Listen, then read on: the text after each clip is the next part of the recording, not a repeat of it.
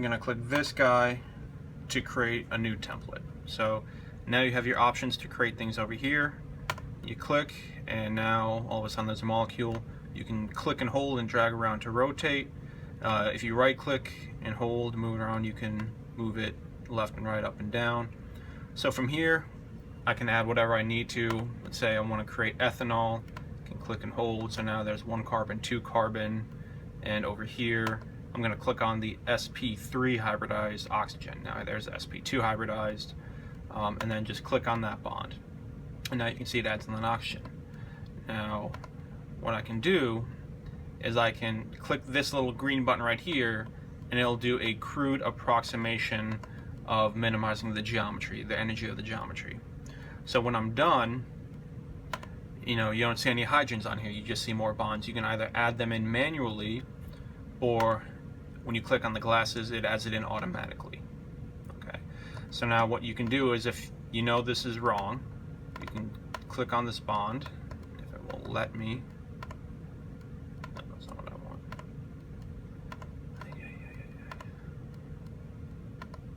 Yeah, so you have to go back in the build mode. If you click on this bond and you want this pointed outwards, you can either rotate it here. All I'm doing is clicking and dragging to rotate it around. There's a way to do it within here, but I'm not going to bore you with that. This is just easy enough.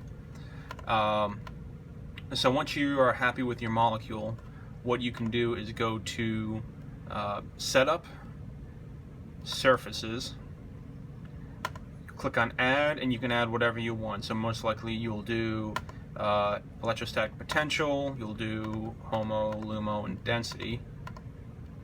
And right now they all say pending, and that's because we haven't submitted a calculation. So we'll exit out of that and go up to calculations, and now you have different methods, Hartree-Fock, B3-Lip, standard stuff. You have your basis sets.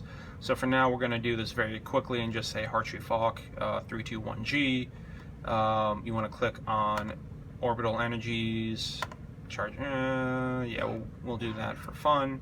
We'll click OK, and so now it says OK. We have these calculations to run.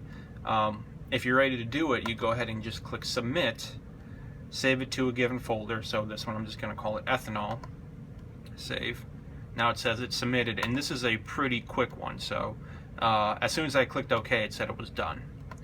So now what I can do is go into Display, Output, and there's your raw data file. But we don't want to look at that. So we're going to go to Display. We can go to Orbital Energies, and we can look at the relative HOMO and LUMO gap and the orbitals that are associated with them. Right? We can go to Display Surfaces. Okay, so everything we said we wanted to look at before. And we can say, okay, our electrostatic potential map. And if we want to change how this looks, we can right click on it, go to Properties, and up by style, we can change it to Mesh. So now we can see everything inside. We can still see the blue and the red and the green. We can change it to dots. It's a little harder to see. Or transparent. Let me do that. Okay. So now you can kind of see it in there. Make sure bands is checked off so that you have a nice smooth gradient. You can click all around it and get the relative values for the energy. We'll unclick that. We can look at the HOMO orbitals, the LUMO orbitals, and the electron density. We won't really worry about that. Let's see, what else do we got? You can get a lot of different information off of here.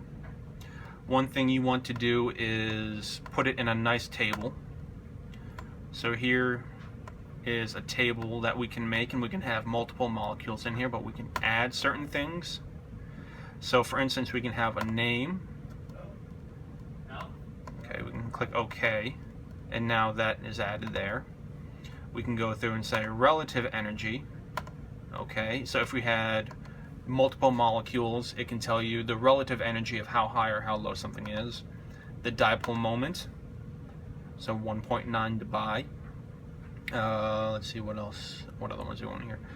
We'll probably have the total energy and some other stuff that you can add in here. Click OK. Now you can copy and paste this into Excel or right into the Word document. It's okay if you close out of this, because if you close it and come back in, it's all still there. If you want to save, you go and you just save as or save. You can access other molecules by their name by going to File, Access Database by Name. So in here, if I just said benzene, a lot of things come up. And so we know it's, let's see, I have to scroll around for it because there's a lot of things. Anyways, I'm just gonna pick benzene right there. There it is, and we'll click open. And now you have benzene ready to go. Okay, you can do the same thing and it will come up often. If I say caffeine, there's a structure for caffeine. So if you have to draw a bigger molecule, try searching it first before actually drawing it out. Okay, so a lot of this you guys can play around with. Like I said, you'll do a lot of stuff in here with different stuff going on. Some of them may already have spectras associated with them. So for instance, if we go back into the calculations and click on infrared and NMR, it can calculate spectra real quick. Just submit that. And it's going to take a little while because these are a little bit longer. You got two things going on. If it's taking a while, you can actually go to Options Monitor. And you can see that it's running its calculation right now. And right now it's doing its gradient.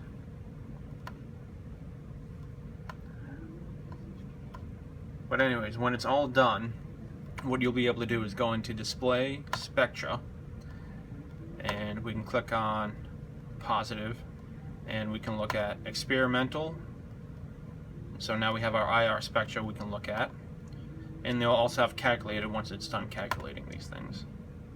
And now this is also your experimental NMR, if you want to look at this and maybe zoom in and out and figure everything out. That's pretty much all you will need to know for how to do this right now.